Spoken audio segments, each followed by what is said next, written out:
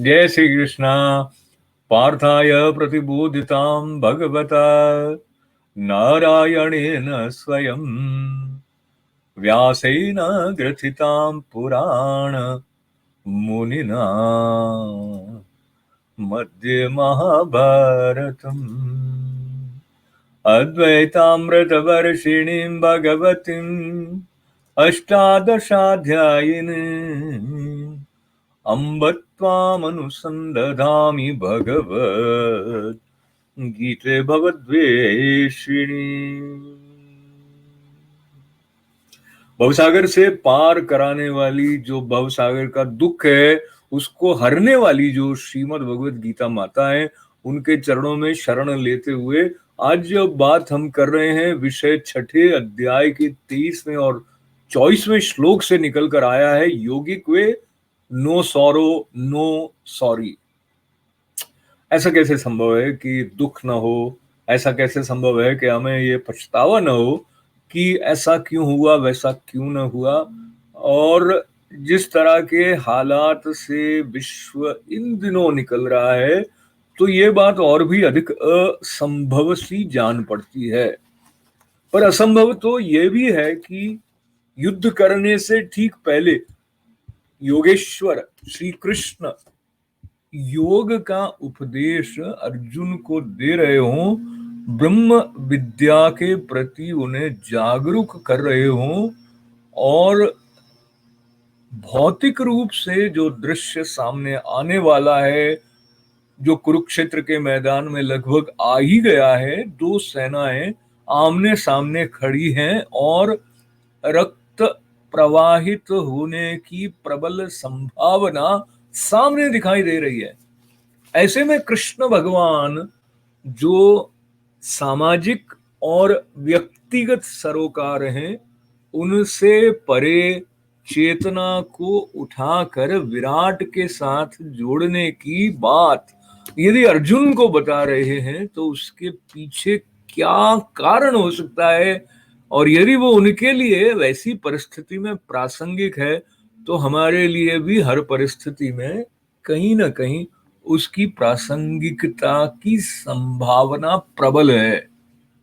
तो इस आस्था के साथ कि भगवद गीता हम जहां हैं, जिस स्थिति में हैं, हमें वहां से उठने में मदद कर रही है।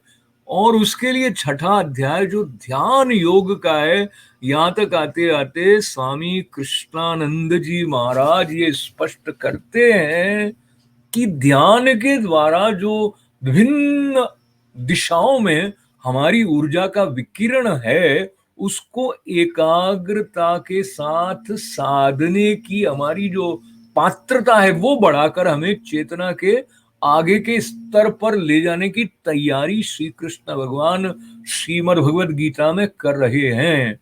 और एक बात कृष्णानंद जी महाराज को याद करते हुए वो कहते हैं कि योग कोई क्रांति की तरह नहीं है, कोई विस्फोट की तरह नहीं है, वो एक सहज शनेह शनेह धीरे धीरे विकास पथ पर बढ़ने वाला एक ऐसा पथ है जिसमें चेतना का स्तर धीरे धीरे सहज रूप में समन्वय के साथ में स्वास्थ्य बनाए रखते हुए स्व में स्थित रख के उन्नत होता है। तो श्रीमद् भगवद गीता की जो महिमा है, वो संतों ने जैसे देखी, जैसे गाई, जैसे हमको बताई, उससे हमारे भीतर भी बोध का प्रकाश जगमग कर उठे।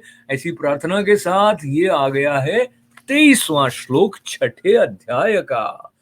तम विद्या दुख संयोग वियोगम योग संगितम सनिश्चयेन योक्तव्यो योगो निर्विन्न चेतस। तो बताया अर्थ, जो दुख रूप संसार के संयोग से रहित है तथा जिसका नाम योग है, उसको जानना चाहिए। तो योग की परिभाषा कहीं ये निकल कर आ रही है इस श्लोक से कि तम विद्या दुख संयोग वियोगम, तो जो संयोग वियोग का दुख है वो उससे दूर कर देता है। ऐसा जो योग है ना, उसको तम विद्यात, उसको जानना चाहिए, क्योंकि वो आवश्यक है। और आगे इसका अर्थ यह है कि वो योग न तो किस किस से सदता है, ये भी बात इस श्लोक में आई है कि वो न तो उकताए हुए अर्थात धैर्य और उत्साह पूर्वक चित्त से निश्चय पूर्वक करना कर्तव्य है।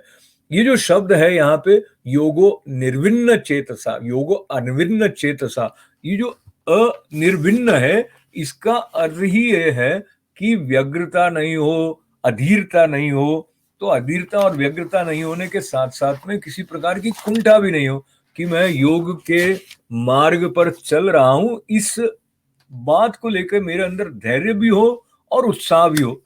अगर उत्साह बनाए रखना है तो इसका मतलब है कि वो श्रद्धा हो, वो सकारात्मक प्रवाह भीतर से हो रहा हो, और पूरी तरह से जब उत्साह के साथ जुड़कर धैर्य के साथ होते हुए जो इंद्रिय जनित सुख है उनको लेकर मन विचलित नहीं हो रहा है, वो इंद्रिय सुख के लिए भाग नहीं रहा है। इस बात को और स्पष्ट करते हुए संत बताते हैं कि कई बार जैसे आपने घी किसी पात्र में रखा है, आपने घी निकाल दिया, लेकिन वो घी का थोड़ी सी परत उसमें चिपकी रह जाती है। उसी तरह से कामनाओं से मुक्त हो गए कि भाई हमने इंद्रियों पर संयम कर लिया, लेकिन उसकी जो हल्की सी परत रह जाती है पात्र में, या समझिए कि आपने किसी बर्तन में किसी शीशी में कपूर रखा हुआ है, वो कपूर हटाया लेकिन उसकी गंध रह जाएगी।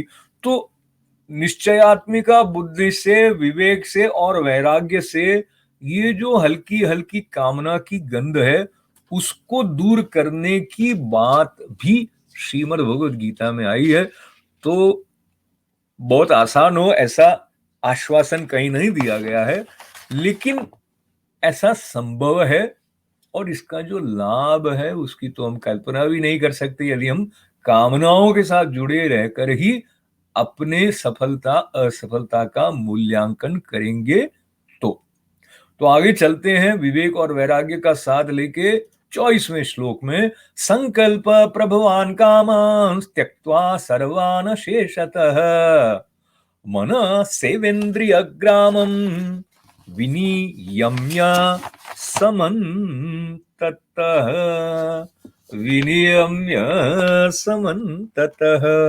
तो क्या कहा कि मनुष्य को चाहिए कि संकल्प से उत्पन्न होने वाली संपूर्ण कामनाओं को निशेष रूप से त्याग कर और मन के द्वारा इंद्रियों के समुदाय को सभी ओर से भली भांति रोक कर, तो ये योग को साधने की या ध्यान योग को पाने की जो विधि है वो आगे कल भी जारी रहेगी 25वें श्लोक से। पर यहां जो बात कही गई है 24वें श्लोक में, उसको फिर से देखें कि संकल्प प्रभवान कामास त्यक्त्वा, यानी संकल्पों का त्याग कर देना है। इसका मतलब ये नहीं है कि काम नहीं हो रहे हैं, काम तो करने हैं, बल्कि और व्यवस्थित होकर कुशलता के साथ करने हैं, पर उसके साथ में जो कामनाओं के खिंचाव से संकल्प होता है वहां मुक्ति का भाव है। उसको त्यागा कैसे है? क्योंकि मन के द्वारा इंद्रियों को रोक लिया गया है, और वो जो रोकना है वो कोई जबरन नहीं है। ये बहुत महत्वपूर्ण बात है, और वो किस तरह है उसका थोड़ा और खुलासा, थोड़ा और संकेत कल 25वें श्लोक में जो हमारे लिए खुलने वाला है वहां तक हम जाने वाले हैं। पर आज आपसे विदा लेने के पहले श्रीमद् भगवद गीता के साथ जुड़ने की दृष्टि से जो एक गायत्री है, जैसे गायत्री मंत्र है मुख्य, उस प्रकार से अलग अलग देवों का भी गायत्री मंत्र होता है। तो जो गीता की गायत्री है वो है ओम मोक्ष लक्ष्म्ये च विद्महे संवित् शक्त्ये च धीमहि सानो गीता प्रचोदयात्। आप मेरे साथ दोहराना चाहते हैं तो आनंद के साथ कर सकते हैं एक बार पुनः। ओम महालक्ष्मी च, क्षमा करें, ओम मोक्ष लक्ष्मी च विद्महे, मोक्ष लक्ष्मी च विद्महे, संवित शक्त्यै च धीमहि, संवित शक्त्यै च धीमहि, सानो गीता प्रचोदयात, सानो गीता प्रचोदयात। ओम मोक्ष लक्ष्मी च विद्महे संवित शक्त्यै च धीमहि, सानो गीता प्रचोदयात। मंगल हो, कल्याण हो, आभार के साथ। ओम पूर्णमदः पूर्णमिदं पूर्णात् पूर्णमुदच्यते पूर्णस्य पूर्णमादाय पूर्णमेवावशिष्यते। ओम शांति शांति शांति। जय श्री कृष्ण।